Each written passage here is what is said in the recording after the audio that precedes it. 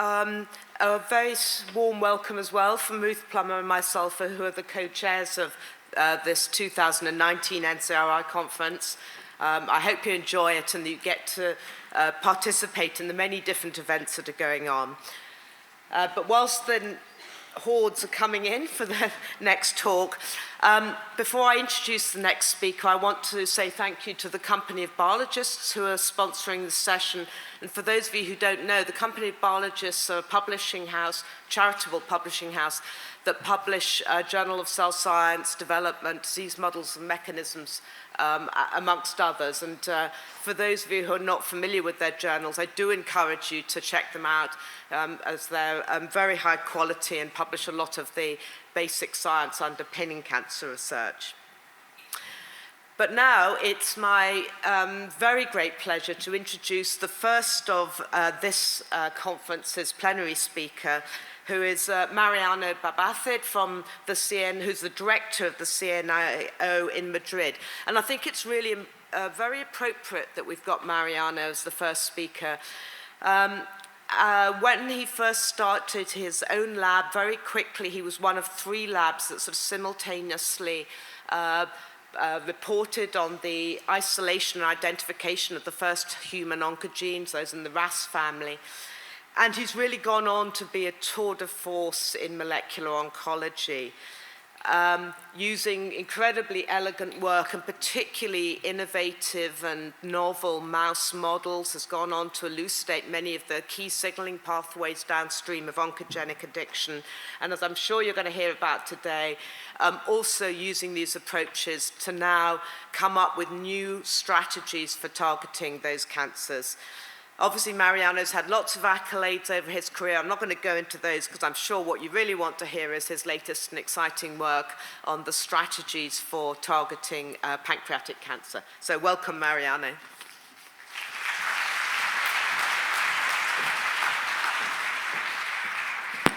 Thanks very much. First, my appreciation to you and the co-organizer, Professor Plummer.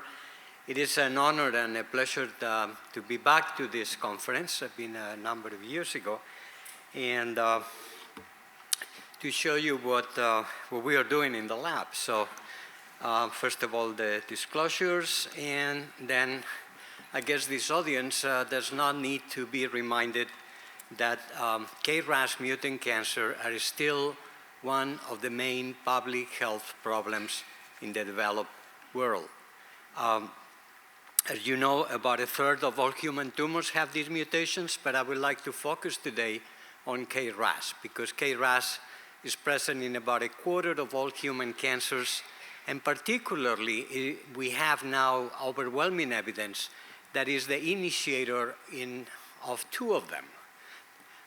Lung cancer, a fraction of non-small cell lung carcinomas, and most of the pancreatic tumors, the pancreatic ductal adenocarcinomas.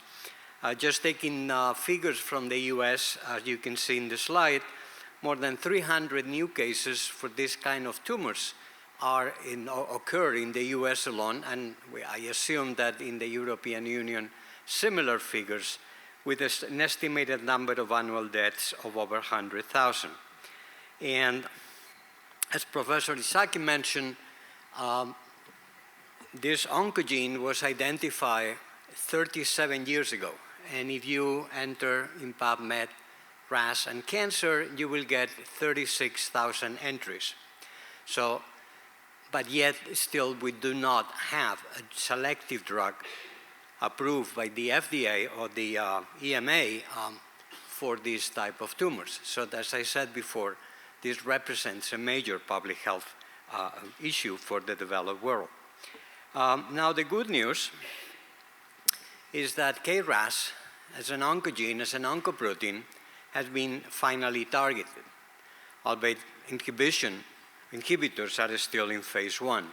This all started by a fantastic work from a chemist working in San Francisco, Kevin Shokat, that realized that although the RAS oncoproteins don't have obvious pockets in which to insert selective inhibitors, however, there is a weak pocket that he was able to utilize by taking advantage of the fact that cysteine, one of the 20 possible mutations that convert K-RAS normal proteins into oncoproteins, forms covalent or can form covalent links with inhibitors. So he was able to show in this now classical Nature paper that targeting this particular mutation was feasible, whereas with all the other mutations, at least so far, is not feasible. And just this week, the first paper describing Amgen's AMG 510 compound that is now in clinical trials appear in Nature. In fact, this was presented for the first time at ASCO in, I guess was June in somewhere in the United States, showing that 50% of patients, in phase 1, 50% patients of lung cancer patients carrying this mutation. These are obviously over-treated patients that pretty much there is no much hope for them. Half of them responded, and even one of them, as far as I heard in a recent meeting in Boston, actually has complete remission. So these are absolutely fantastic news. So for the first time, K-RAS can be targeted. The not so good news is that this particular mutation only represents a fraction of K-RAS mutations, about 15%. And it represents overall about 14% of all lung cancer tumors and about 5% of colorectal cancers.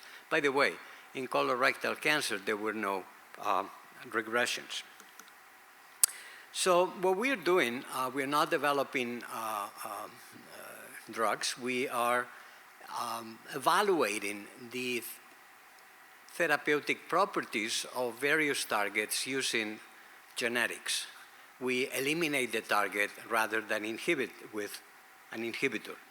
So the first question we had in the lab, well, one of the questions we have in the lab is how good is K-RAS as a target, regardless of the mutation? So to address this question, we developed a relatively simple mouse model of, genetically engineered mouse model in which we induce cancer, we activate the K-RAS mutation, in this particular case, the valine, but it could be done with any other mutation, and we eliminate p53 to make sure that the tumors are aggressive. And then once the tumor is formed, we eliminate K-RAS itself, the oncogene, okay? By using a couple of CRE alleles, because if we only use one, just if you leave a few cells there expressing K-RAS, the tumor will come up again and K-RAS will appear. So to ensure that K-RAS is completely eliminated, we use this little trick of using two independent CRE loci. And the results are quite amazing because 80% of the tumors completely go, okay? So clearly, a tumor that has been around for almost a year that was initiated by K-RAS, but in top of that has p53 that, as you know, doesn't have p53, that, as you know, induces a lot of genomic instability. Still 80% of the tumors completely respond upon elimination of the oncoprotein. Now, these are the good news. This is the half full glass. Now, the half empty glass is what is shown on the left, because actually 10% of the tumors come back without the oncogene. So we still don't know what are the pathways that are activated here. We are working on it. But what is clear is that this data tells us that K-RAS is an excellent therapeutic target. Can you imagine curing 80% of lung cancer or 80% of pancreatic cancer? But, this is a big but, for the future, resistant tumors will appear, okay? So we need to understand how resistance upon elimination of K-RAS in our model or treatment with K-RAS selective inhibitors such as AMG 510 in the clinic will appear, okay? So the question is, okay, how else can we target K-RAS-driven tumors, taking into consideration that as far as we know today, again, 37 years after K-RAS was identified in human tumors, and even much longer since KRAS was not in retroviruses, we don't know how to target the other mutations. I mean, 85% of the KRAS oncoproteins. And then in principle, should be a relatively easy answer, because these are the two main pathways that drive KRAS oncogenic signaling, the MAP kinase pathway and the PI3 kinase pathway. And if you look at them, all except for P10, which is not even in the slide, all of the effectors of KRAS signaling are enzymes. And KRAS is not a druggable molecule, but enzymes are druggable, okay? And in fact, industry has spent lots of money in developing selective inhibitors against KRAS oncogenic effectors. Lots of money. This is from a review. This is 5 years old, so this obviously is now, you can multiply this list by 3, and you probably will fall short, okay? Unfortunately, none of these drugs have merit FDA approval, at least to treat KRAS mutant cancers. Some of them have been used to treat BRAF mutant cancers and other cancers, but not KRAS mutant cancers. In fact, there have been a lot of clinical trials. Pan-RAF inhibitors have not gone beyond phase 1 due to toxicity. 2 MEK inhibitors have gone further, in fact, because one of them, or maybe both of them, have been approved for other tumor types, such as trametinib. However, they fail in phase 3 for KRAS mutant tumors. ERK inhibitors are still in phase 1 or phase 2, but they haven't made much progress, again, due to toxicity. And a PI3 kinase inhibitor, the P110 alpha, not to be confused with the other types of PI3 kinase that inhibitors are having pretty good therapeutic activity, especially in some types of leukemias. They have been around for more than 15 years, and none of them have been approved for KRAS mutant cancer. The same is true for TOR inhibitors. So these are very disappointing results. A lot of big industry, AstraZeneca, Novartis, Pfizer, BMS, you name it, have spent millions or billions of dollars trying to get these inhibitors with no success. We were not surprised. We were not surprised because in the lab, we've been doing for the last decade target validation, and what we have found, just to summarize it very quickly, is, for instance, that ablation of the 3 RAF genes in adult mice results in their immediate deaths. So no wonder that a pan-RAF inhibitor is very toxic. The same is true for the 2 MEK genes. In fact, the mice are dead in a week with horrendous GI toxicity. In fact, the intestine dissolves. I mean, all the crypts go away when you eliminate the 2 MEK genes in adult mice. And the same is true for if you eliminate the 2 ERK genes. I was more hopeful with PI3 kinase, but unfortunately, we just generated now inducible conditional mice that instead of eliminating PI3 kinase, expresses a kinase dead isoform, so what we call conditional knock-ins, okay? So since PI3 kinase, I thought, well, you know, the other PI3 kinases will kick in or something will compensate. Well, wrong. This time, the mice don't die in 2 weeks, they die in 3 weeks, but they all die also of GI toxicity. So this may explain why all these PI3 kinase inhibitors that have been going around in clinical trials for more than a decade have not been able to be approved to treat KRAS mutant cancers. And the same we found when we express a kinase dead isoform of mTOR. We also get the same type of toxicities that we get with the PI3 kinase dead isoform.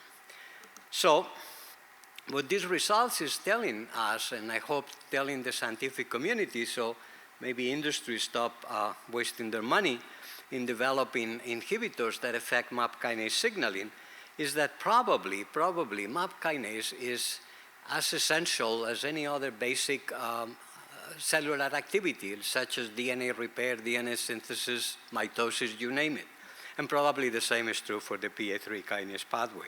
So if you tamper with these pathways, you are going to elicit very, very bad toxicities. So please, let's not reinvent cytotoxics. We have a lot of cytotoxic already. I don't think we need more. So what we've done is to now, instead of evaluating or validating families, gene families, we're validating individual effectors. In fact, we have validated 13 of them. In fact, all of them except for the AKT isoforms. So what we did is two very simple assays. I mean, simple conceptually, obviously they take time because they are in vivo assays. So we just see whether they are essential or not for tumor initiation. This is simpler than the models I will show you later, because here you turn on the oncogene at the same time that you eliminate the target. So this obviously is not a therapeutic strategy, because nobody starts taking AMG 510 when you start smoking and you're 15 years old. But it is good to tell us what targets are really important and what targets are not. In other words, what targets, if they're not there, the tumor still will initiate and progress normally. Okay? And then we do another assay, which I wish more people would do, because after all, if you think, well, you don't have to think, it's pretty obvious, killing a cancer cell is not so complicated. I mean, you do this all the time in the lab. Just add a little bit of bleach on the Petri dish and the tumor cells die. So what is difficult is to kill the tumor cell without affecting the normal cell. Again, toxicity. So what we do is we analyze or validate the toxicity of each of these targets by a very simple mouse model. We just use a CRE, an inducible CRE that is expressed throughout the body of the mouse systemically. So when the mouse is adult, 2 months, we now expose the mice to tamoxifen for a couple of months, and we see what happens. I mean, it could happen that no toxicity is observed, or at least no major toxicity. Obviously, toxicity in mice is not as detailed as toxicity in humans. But anyway, the mouse looks healthy, or the mouse doesn't look so healthy, or the mouse dies. So obviously, the latter, obviously we do not progress with them. We don't consider that they are validated. So of these studies, what we conclude was really a little bit of a scary news, because out of the 13 effectors that we validated, only 2 fulfill these 2, came out as positive in both of these assays. These effectors are CRAF or RAF1, I will call it from now on RAF1, and one of the CDKs, one of the cell cycle kinases that participate in the interface, probably in G1, although that could be a matter of debate, okay?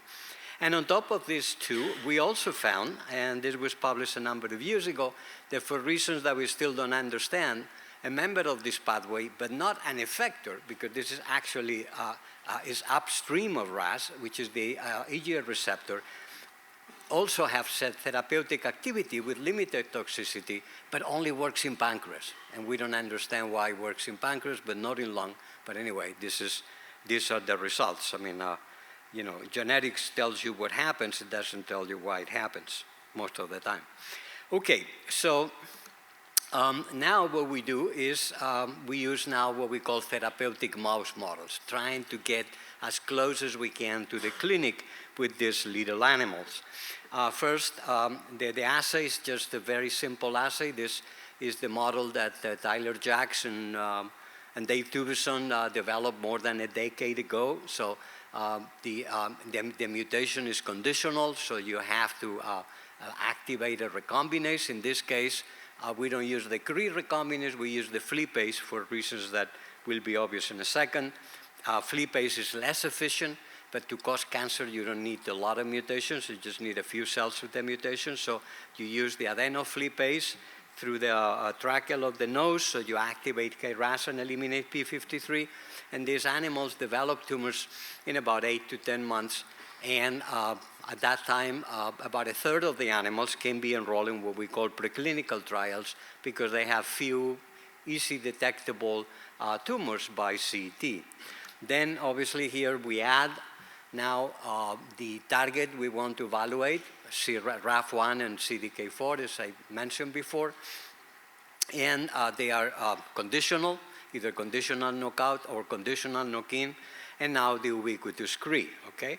So then they are enrolled, we submit them to a tamoxifen diet for a couple of months, and then what we achieve is to eliminate the target, again, not only in the tumor, but in the entire body, which is what the clinicians, the oncologists will do when they use a drug, okay? This is important, because not many people do this. And then we interrogate not only whether there is tumor reduction, but whether there is toxicity. The results, the first results were published a year ago when we eliminated RAF1 from lung tumors induced by K-RAS and P53. As you can see, the results are quite impressive. I mean, I would be happy just getting half of these results in humans, in human patients. And so we got about 2/3 with partial regressions and about 10% complete regressions. And overall, no significant toxicities, okay? So how can this happen, you know, in view of all the toxicity I told you before? Well, the explanation is relatively simple. RAF1 plays a unique role within MAP kinase signaling, which is represented in the slide by these three molecules, BRAF, MEK, and ERK. We all forget about ARAF, but anyway, for the sake of the argument, we'll be okay.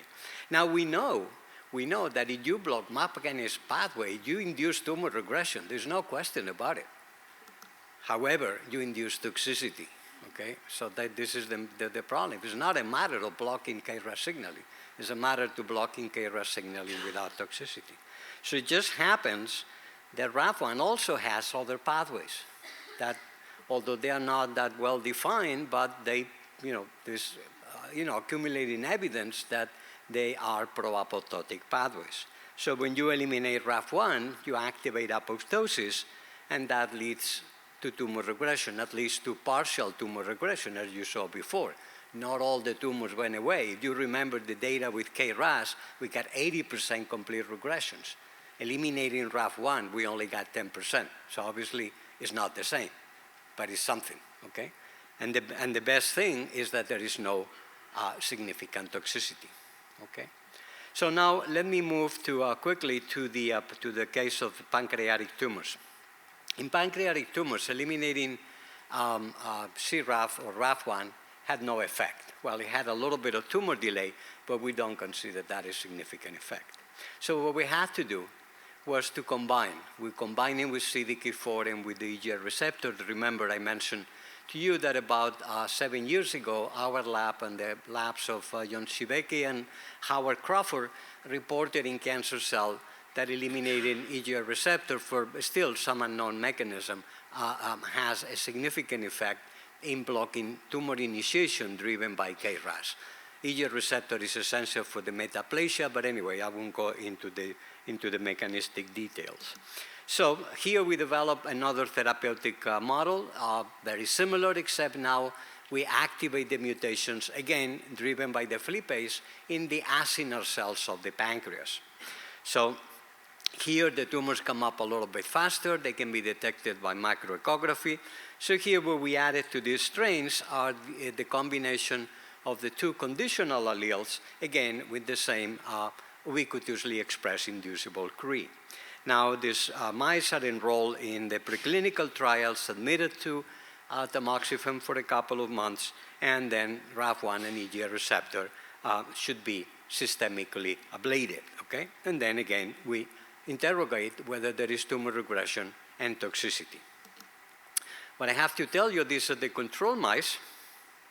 By the way, just to tell you, I want to show you a picture. EGR receptor, elimination of EGR receptor by, as a curiosity, induces the same problems that induces in humans. There's a rash. They have a problems in the skin. The main difference in mice, they lose hair. So our veterinarian, the first time they saw that, took the mice, from the animal facility. You have to sacrifice these mice. We just told them, look, they're only losing hair. That there's no reason to sacrifice anybody for losing hair. Thanks God.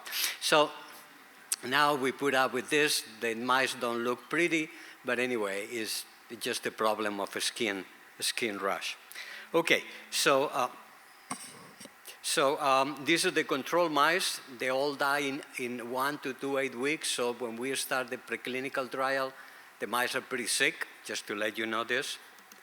And then, okay, we have a technical problem, which is just time-consuming and money-consuming. Decrease are not very efficient, eliminating 2 targets in the same cells. So anyway, we are now using 2 CRIs, but we still don't have sufficient data. Just to let you know that what we published a few months ago, we had to use 55 mice, which is not easy to get them with this complex genotype, but only we got results from 12 of them. So anyway, the first surprise, well, or not surprise, disappointment, I would say, is that some mice don't care at all. In other words, if you remember this slide, 1 to 8 weeks, the mice dead. In 6 weeks, these 4 mice dead. In other words, they don't respond at all. It's just as if you wouldn't taken these targets away. The tumors are huge, so no wonder would the mice die. And just to show you a plot, I mean, it shows clearly that the targets are gone, but what is very important, I'm only showing you this here, but we see that all the time, is that neither the MAP kinase pathway nor the PI3 kinase pathway are affected. And that's why there's no toxicity, okay, or not significant toxicity. Whatever the reason for the EGR receptor toxicity probably now has been worked out by clinicians. I'm not too familiar with it, but anyway, it's only a skin rash, okay? So fortunately, 6 mice, the tumor completely disappeared. And this is relevant because this is the first time that a bona fide pancreatic ductal adenocarcinoma with all the stroma, with all the properties present in human tumors, albeit these tumors have a little bit less, well, a little bit, 1/3 of the number of mutations as humans, are completely gone, okay? Completely disappear. In fact, we were so excited that we sacrificed 4 mice. 2 of them, we let them go for another 10 weeks. The tumor never came up. In some cases, we don't see anything when we analyze them. In other cases, we see some scars that are made of fibrotic tissue. In some cases, there are some ducts there, but there are no tumor cells in them, okay? So obviously, we are very excited about this, although we have to keep in mind that half of the tumors did not respond at all. And this is amazing, at least to me, considering that these are all identical mice. How come with the same mutations induced the same day, half of the mice go through a route that doesn't care less whether you eliminate RAF1 or EGR receptor, whereas the other, these 2 targets are absolutely necessary for tumor progression. Now, let me finish just by telling you some unpublished results, because obviously now the challenge is to target RAF1 pharmacologically. I mean, this is all good, but this only affects mice. If we want to jump and affect people, we need to have a drug. So, I always like this English expression. So, if RAF1 looks like a kinase, and well, the duck you already know, so RAF1 clearly looks like a kinase, acts as a kinase, so in fact it is a kinase, okay? However, to our surprise, the kinase activity of RAF1 is not responsible for the therapeutic effect on K-RAS mutant tumors. How do we know this? We have generated conditional knock-in strains in which we replace expression of the wild-type RAF1 protein by a kinase dead isoform. So the first one, well, we use just the gene, mini-gene strategy used by many people like Richard Moraes, just to mention one of them. And these are the results. I mean, when you have wild-type RAF1, all the tumors grow, some grow more, some grow less, none of them regress. And when we express the kinase dead isoform, this is a mutation that affects the proton acceptor site of the kinase. So there's no effect whatsoever. I just couldn't believe this data, even if they came from my own lab. I told my people we must be, the prediction of the structural biologist must be wrong or something, because I don't believe this. So we made another mutation. This time we targeted the ATP binding site, the lysine in the ATP pocket. I said this time, I mean, obviously this molecule doesn't have kinase activity in biochemical assays, but biochemical assays are in vitro assays. So we made the lysine replace with methionine in the 375 position. And this time, as you can see, we got less tumor growth and very few regressors that actually were from small tumors. And we were a little bit puzzled why, until, we ran a Western blot and we realized that this kinase that isoform is unstable. So actually what we're dealing here is with a hypomorph. We express about 30–40% the normal levels. So the reason for the tumors don't grow so much or that there are a few regressions is because there is by far less RAF1 protein around, but not because the kinase there has therapeutic activity. So, nobody said it was going to be easy. We need to do something else. We cannot develop kinase inhibitors, which, by the way, would not be so easy because there are 3 isoforms. Chemists had difficulties in designing selective inhibitors. So what we are using now is Degron chemistry. We are using first the J. Brandner's DTAG system, in which what they do is they add a few amino acids from the FKBP protein that have a very effective product. And the only thing I want to show you, and I finish with this, is that RAF1 is degradable.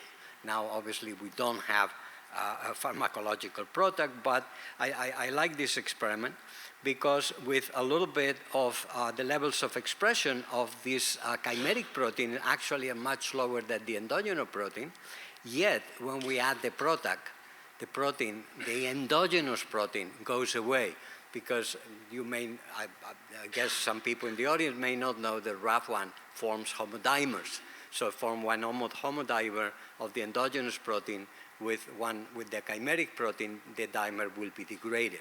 And also you take a look at the blood, BRAF is also eliminated, not as efficiently because they form BRAF and RAF1 are known to form heterodimers, okay, the paradoxical effect discovered by Richard Marais and others. So at least this result is purely in vitro, but at least it tells us that RAF1 can be degraded by pharmacological approaches. So obviously, to make a pharmacologically viable RAF1 product will take time. So maybe in the future NCRI conference, I come here, either me or somebody from industry, which probably are more likely to develop this kind of molecules, will come here and tell you and give you good news as the way I started this conference with the AMG 510 compound. So now I would like to finish, my time is over, by introducing the people in the lab. In particular, in red, you see Carmen Guerra in the center. She's responsible for the pancreatic tumor work. Monica Mustiano is in the upper left. She runs the lung project. And to her, to the right of the picture, Matthias Drosten. He is responsible for the K-RAS knockout experiments, okay? And obviously this work would not be possible without all the generous people that given us. We generated quite a few strains, but other people have given us their share, otherwise it would have been possible. And also the people that run the transgenic unit, the animal facility in the imaging unit, and these are the people that give us the money. Thank you very much for your attention.